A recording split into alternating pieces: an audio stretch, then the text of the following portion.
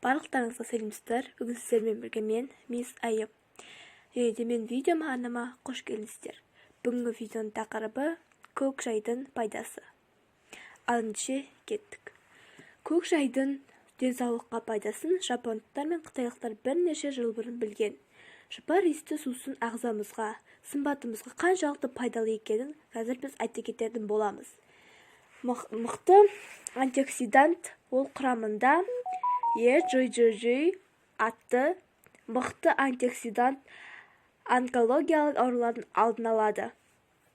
Және де ол көк шайдың өте мықты пайдасы ол артық салмақтан арылтады.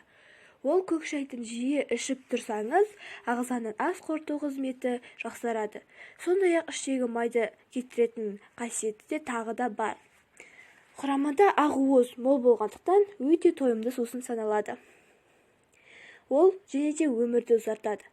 Ол жүрек, тамыр ауруларының алдын алғыңыз келсе, көк шай ішіңіз.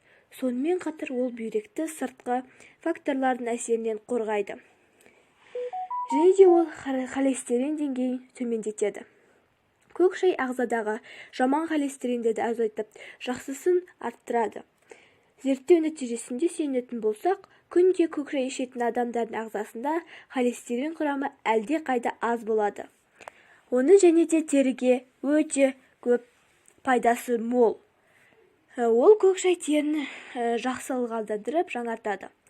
Құрамында катехин мол болғандықтан терінің ескіруіне жол бермейді. Ал полифенолдары теріні созылғыш етіп, ультрафиолет сәулелерінен қорғайды. Және де ол көп деген ең күшті пайдасы ол тіске пайдасы.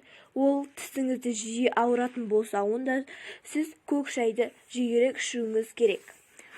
Ол қызыл еттің ісінуін басып, тістің бұзуына жол бермейді.